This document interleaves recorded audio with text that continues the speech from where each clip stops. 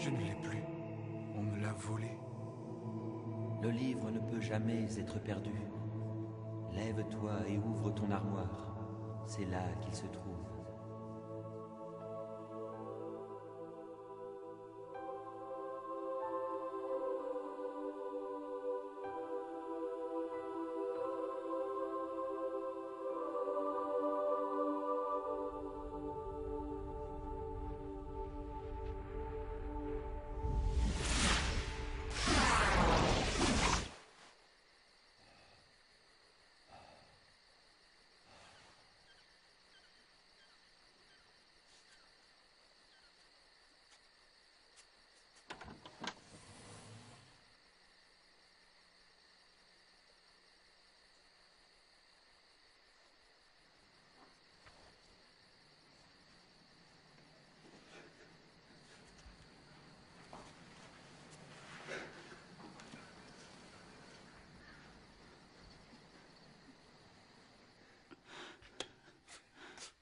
Khalil?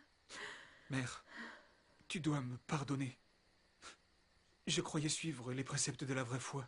C'est pour ça que je t'ai traité aussi durement. J'étais ignorant. Pardon, je veux te baiser les pieds. Oh mon Dieu, qu'est-ce que tu as? Qu'est-ce qui t'arrive? Dieu m'a guidé vers la vérité. Maintenant, le Dieu que je connais n'est pas le Dieu qui me guidait avant. Mais enfin, il n'y a qu'un seul Dieu. Oui, mère, et il m'enseigne de t'aimer et de t'obéir. Quel est ce Dieu, Khalil? Il est le vrai Dieu, qui a été révélé en Christ, ou Aïsa, comme on dit dans le Coran. Pas si fort parce qu'ils croiront que t'es devenu cinglé. D'accord, je vais faire comme tu dis. Mais est-ce que tu me crois? Pourquoi je ne te croirais pas? Tu n'as jamais été aussi gentil. Ne t'inquiète pas, mon fils. Dieu n'abandonne jamais ceux qui ont foi en sa bonté. Je t'en prie, dis-moi que tu me pardonnes. Sois en paix. Mon cœur avait changé. Pardonne, mon fils. Il avait été transformé par l'amour.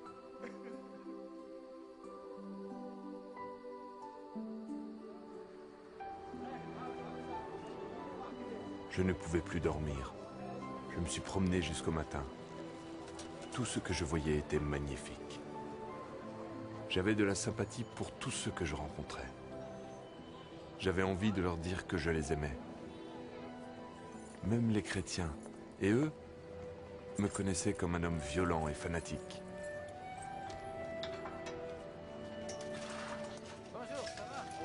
Bonjour, Georges. C'est moi, Khalil. On n'est pas encore ouvert. Ne crains rien, C'est c'est pas moi. encore Je suis ouvert. venu te parler. Je viens C'est pas implorer encore ton pardon. ouvert. Je t'en supplie. On pourrait pas en parler plus tard? J'ai changé. Je le vois. Je ne suis plus le même. Avant, j'en voulais à tous les chrétiens. Je te demande de me pardonner. Pardonner, car tu as changé. Oui, j'ai changé. Je te demande ton pardon. Je ne le mérite pas, mais je t'en prie, pardonne-moi. J'ai changé. Alléluia. Ça veut dire quoi? Tu le sauras. Laisse-moi te regarder. Que t'est-il arrivé? J'ai changé, s'il te plaît. Approche. Pardon. Bien oui, je te pardonne. Pardon. Entre. Je te Je remercie. t'accorde mon pardon. À partir de ce jour, j'ai réellement commencé à changer. Ceux qui vivaient dans mon entourage, comme ceux avec qui je travaillais, tous voyaient le changement qui s'était produit en moi. J'avais été un homme odieux, irascible.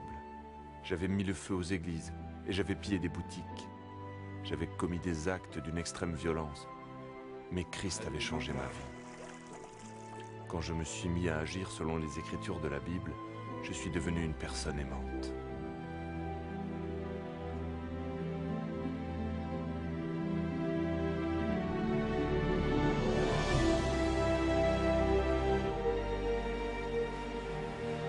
Je suis libre maintenant. Le Fils m'a donné ma liberté. La vie est en Christ et la mort est un gain. Dans le passé, la mort était un fantôme effrayant et laid. Mais aujourd'hui, la mort ne commande plus. Je suis maintenant en Christ et toute chose est nouvelle.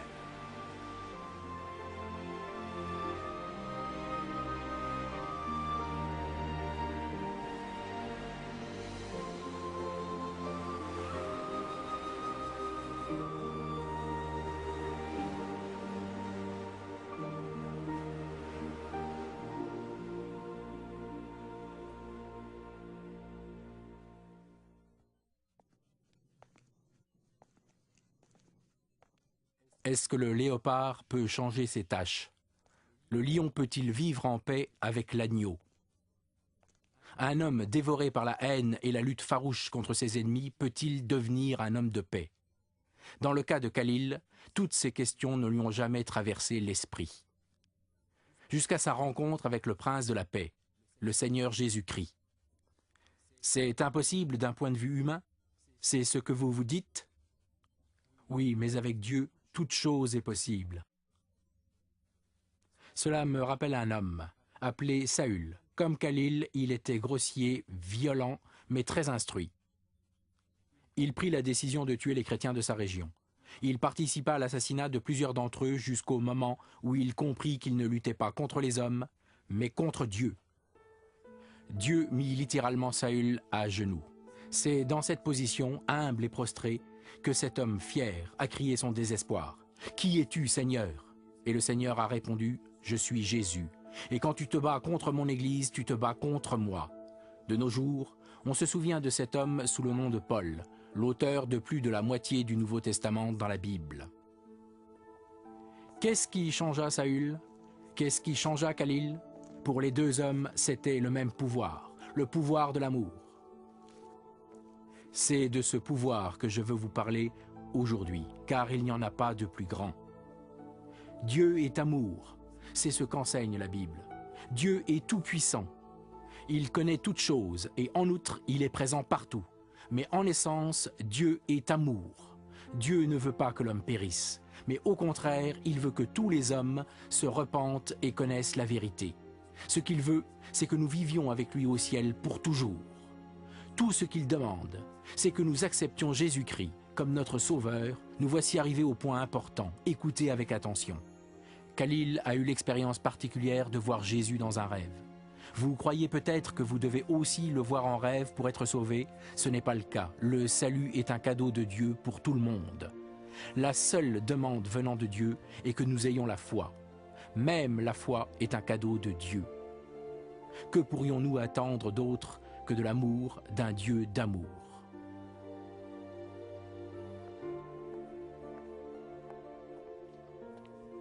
Aimeriez-vous recevoir le cadeau de la vie éternelle? Aimeriez-vous être pardonné de vos fautes et aimeriez-vous devenir un membre de la famille de Dieu? Le Dieu d'amour vous écoute, il ne repoussera personne venant à lui en toute sincérité. Quoi que vous ayez fait ou pas fait, Dieu désire vous amener jusqu'à lui. Il est le Dieu d'amour et son amour parfait absout nos péchés, peu importe ce que nous avons fait. Priez avec moi, prions. Dieu, tu sais combien je t'aime. Mon Dieu d'amour, pardonne mes péchés et donne-moi la vie éternelle. Compte-moi parmi ceux qui t'acceptent comme leur sauveur. Que toute la gloire et l'honneur te reviennent, ô Dieu, pour le précieux sang de Jésus versé pour nous sur la croix. Amen. Frères et sœurs, si vous avez prié avec moi, soyez certains que Dieu est dans votre vie et que vous êtes parmi ceux qui sont sauvés. Jésus sera la fontaine de votre vie. Amen.